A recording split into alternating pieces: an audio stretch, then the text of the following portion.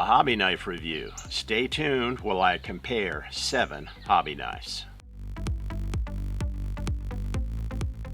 Bob Johnson with PKNW Railroad coming at you with another video. This time a review of 7 knives by a self-confessed knife nut. I really do like knives. Look, your number 11 blade holder is one of, if not your primary tool to do modeling. So why not spend a little time thinking about this critical implement? Now there are 3 factors that I think are really critical for a good knife.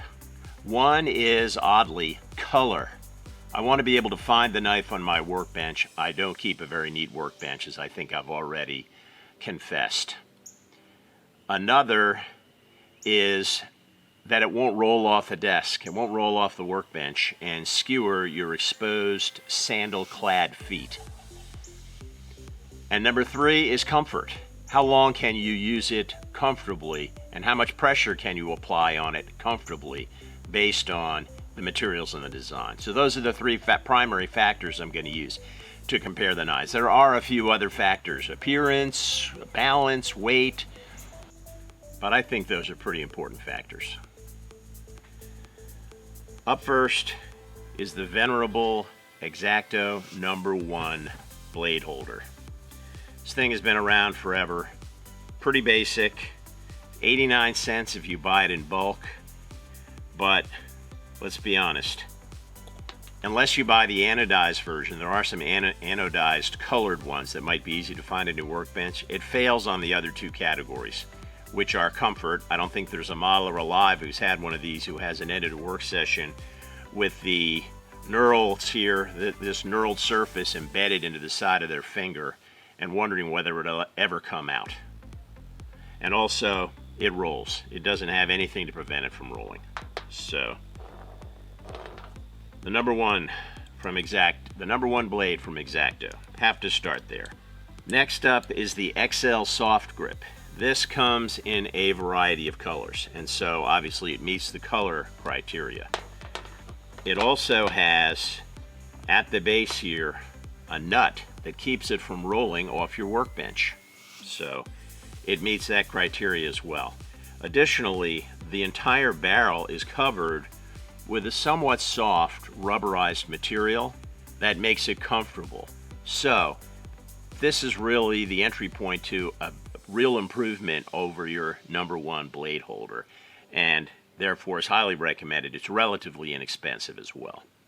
Next on the list is the Fixar durable detail knife. This is not one you've probably heard of before, but I found it on the internet.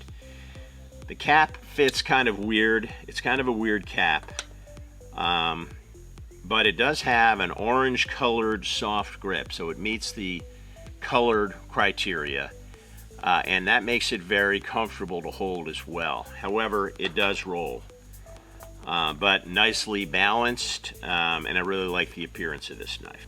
Next up is the Xacto X2000.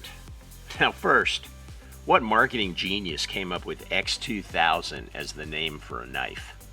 Just crazy. What, is this the knife they use on the Starship Enterprise or something? Crazy. But it's got kind of a weird cap on it, and it only comes in black, so it doesn't meet my color criteria. But otherwise, this is a super well-designed knife. It's got a little bump at the base that keeps it from rolling. It's got a nice wide barrel to it. The front end is textured to provide a good grip. I really should like this knife a lot more than I do. It's really a nice knife. The X2000. You might have noticed we're going from the kind of pedestrian to the peculiar, from the conventional to the unconventional in terms of knife design. So we've gone from the #1 blade, which is just a straight barrel, to the X2000, which has got some shape to it. Well, now we're going to get even weirder. Next up is the Xacto or XL Fit Grip. And this is a very strangely shaped knife. It's got flat areas on the sides, which you can see there, to keep it from rolling, and the entire barrel is a soft material. but it's got kind of an ergonomic shape to it, and it's very comfortable. It's probably the most comfortable knife of the 7. Next up is something even weirder. This is the Fiskar Soft Grip Craft Knife. Now this thing, as you can see, is very strangely shaped. It's got a great color, so it's not going to get lost on your workbench. Totally wacky blade cover. And the ergonomic design makes it extremely comfortable. But this is a really dorky looking knife. I'm not sure I would be caught in public using this knife. I mean, it's just a weird looking thing. But it is well designed, it is comfortable, you can use it for a long time, so it's definitely a contender. Last but not least is the Ergo Kiwi hobby knife. And I've already done 2 other videos about the Ergo Kiwi, so I'm not going to go into it in depth. It ranges in price from $25 to $100, so it is absolutely the most expensive knife of the 7. It also only fits a number 2 blade, so it's kind of outside the category. But nonetheless, if you've never really looked at it or considered it, I recommend checking out my other videos and checking out the Ergo Kiwi knife. It's got a great design. It really comes through on its promise of being comfortable to hold. So now the moment you've all been waiting for. Which ones are my favorites? I just got finished doing a project where I built just an absolute shit ton of paper shipping container models. So I really was cutting for a long time, not just paper or cardstock, but also foam core and mat board. So I did a lot of cutting. And what I did was I wanted to just see which knife I wanted to use. I had them all out on the workbench. Which was the one that I wanted to reach for? So starting at number 3. Number 3 is the Fit Grip knife. It's absolutely the most comfortable of the knives there, and I did use it a little bit. But it certainly was not my favorite. Number 2, the Ergo Kiwi. It's extremely comfortable to use, and it's really easy to put a lot of force on the knife. So when I was cutting mat board, which was the most difficult material that I was cutting for this project, I got up and went downstairs and got the darn Ergo Kiwi from the basement and brought it up 2 flights of stairs in order to use. I needed it that much. So it really is comfortable. I mean, the bigger blade helps a little bit, but really it's really comfortable, and it really, because of the way it positions your finger on the top of the knife, it really allows you to push straight down and get vertical cuts, and that's kind of important when you're cutting substrate for paper models out of mat board. So number 2, the Ergo Kiwi. And number 1, the winner is Miss Venezuela. Sorry about that. Couldn't help it. But the winner is still a surprise. The surprising winner is the Fiskar Durable Detail Knife.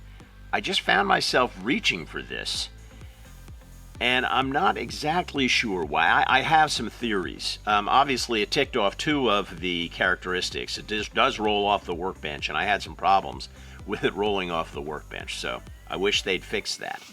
But otherwise, it was very comfortable to use. It's extremely well balanced. It's also heavy, and I think that really helped, especially keeping the knife point stable when I was making really detailed cuts.